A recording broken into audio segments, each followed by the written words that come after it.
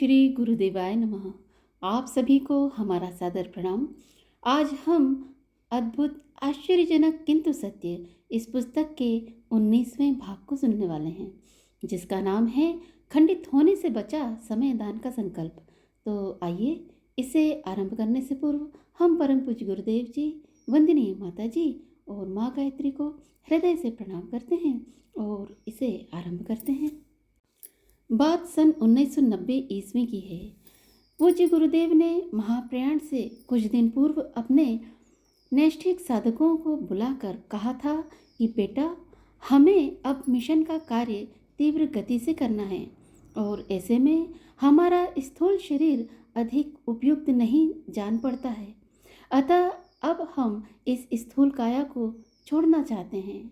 तब साधकों ने कहा, गुरुजी, आप शरीर से नहीं रहेंगे तो इस मिशन को गति कौन प्रदान करेगा? मिशन का कार्य कैसे होगा? तब गुरुजी ने कहा, बेटा, हम सूक्ष्म शरीर से कार्य करेंगे। स्थूल शरीर की अपेक्षा सूक्ष्म शरीर के द्वारा हम मिशन के कार्य को और अधिक तीव्र गति से कर पाएंगे। यह प्रसंग अखंड ज्योति पत्रिका में प्रकाशित एक लेख का है।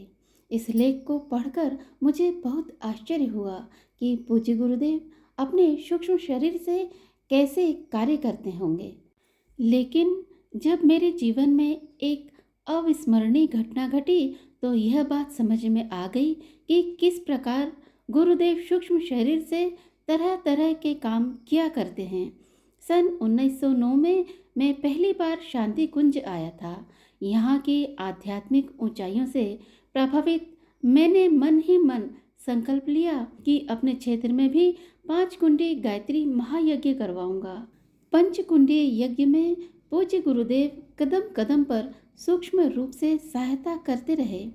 अगले वर्ष पुनः शांति कुंज आकर 9 दिवसीय साधना सत्र करने के बाद 1 मासीय युग शिल्पी सत्र पूरा किया और लगे हाथों यहाँ की डिस्पेंसरी में 3 महीने के लिए समय दान करना शुरू कर दिया। अभी समय दान अवधि पूरी भी नहीं हुई थी कि एक विकट समस्या खड़ी हो गई। वह रविवार का दिन था। तारीख थी 23 अक्टूबर 2010।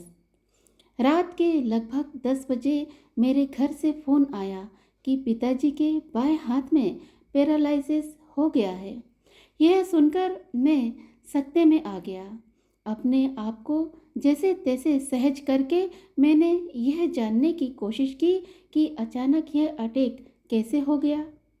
माँ ने बताया कि शाम के लगभग 4 बजे जब पिताजी गेहूं की बोरी उठाने लगे तो उन्हें लगा कि उनका बायां हाथ पूरी तरह से सुन्न हो गया है। उन्होंने माताजी को बुलाकर कहा कि उनका हाथ काम नहीं कर रहा है। यह सुनकर माताजी घबरा उठी।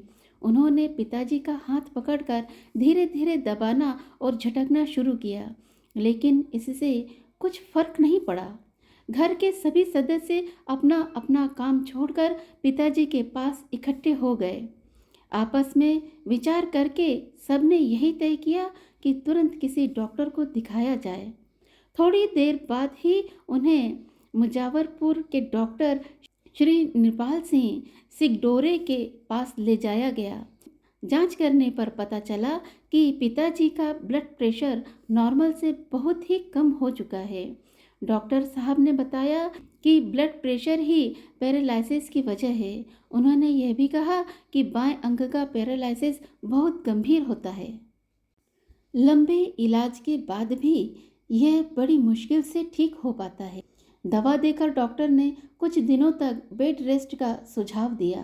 घर वापस आने के बाद पिताजी ने सारी बात फ़ोन पर बताकर मुझे शांति कुंज से तुरंत घर वापस आने को कहा। पिताजी के बारे में जानकर मेरा मन चिंता से भर उठा था। सुबह की ट्रेन से ही मेरा वापस जाना जरूरी था, लेकिन समय दान का संकल्प खंडित हो जाने का भय मुझे खाया जा रहा था। समझ में नहीं आ रहा था कि करूं तो क्या करूं।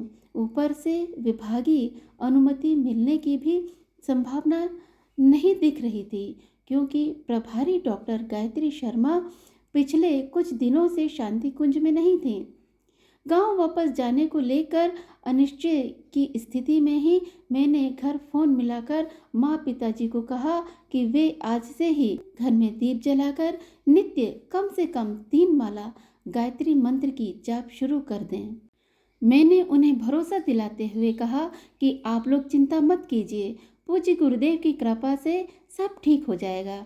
पिताजी के स्वास्थ्य लाभ के लिए माताजी ने उसी दिन से गायत्री महामंत्र का जाप आरंभ कर दिया।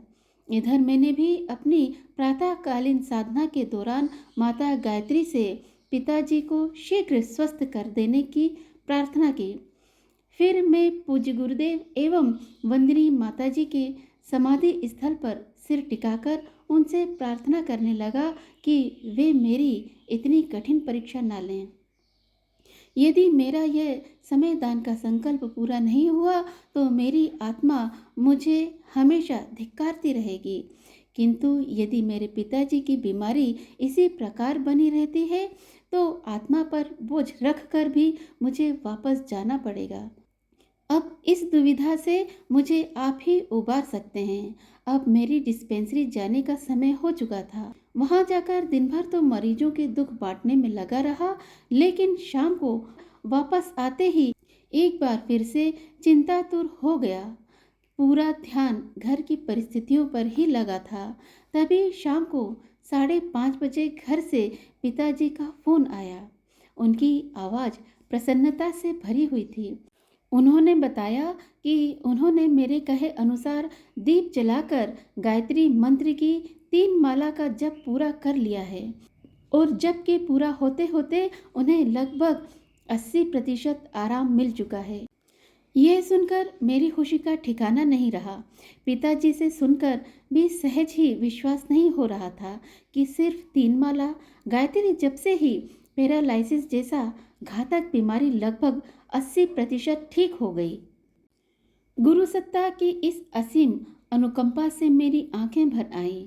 मैं अपने आप से कहने लगा कि गुरु सत्ता ने अपने परिजनों को ठीक ही यह आश्वासन दिया है कि तुम मेरा काम करो, मैं तुम्हारा काम करूँगा। 1 हफ्ते बाद ही घर से पिताजी का दूसरा फोन आया कि अब उनका हाथ पूरी तरह से काम करने लगा है और मेरे गांव आने की आवश्यकता नहीं रह गई है। पावन गुरु सत्ता की इस असीम कृपा के लिए हमारा शत शत नमन। प्रस्तुति डॉक्टर राजेश कुमार चौरिया, 4 गांव छिंदवाड़ा, मध्य प्रदेश। तो आज के लिए केवल इतना ही। इसके आगे हम फिर मिलेंगे इसके अगले भाग को लेकर, जिसका नाम होगा शक्तिपात से पल मात्र में हुआ कायाकल्प। तो ऐसे हैं हमारे पूज्य गुरुदेव, ऐसे हैं हमारे पिता। यदि हम कहीं भी फंस जाते हैं, किसी भी संकल्प विकल्प में पूरे नहीं उतर पा रहे हैं, कोई बाधा कोई परेशानी आ गई है, ख़ास तौर से उनके मिशन के कार्य में यदि हम सहयोग कर रहे हैं तो गुरु सत्ता हमारे साथ साथ निरंतर रहती है। इसे हम प्रत्यक्ष समझ पाते हैं, इसे हम अनुभव कर पाते हैं। ये अनुभव करने की बात है। कभी आप उनके कार्य में सहयोग करने का प्रयास करें और यदि कोई बाधा आ जाती है तो आप प्रत्यक्ष रूप से उनकी उपस्थिति को अनुभव कर पाएंगे। तो आज के लिए केवल इतना ही। यदि मुझसे कहीं कोई भूल या चूक हो गई है तो कृपया आप उसे क्षमा कीजिएगा। यदि आपको हमारा ये चैनल पसंद आता है तो इसे आप लाइक, शेयर और सब्सक्राइब अवश्य ही करें, ताकि हमारे सारे नोटिफिकेशंस आपको समय पर उपलब्ध हो सकें।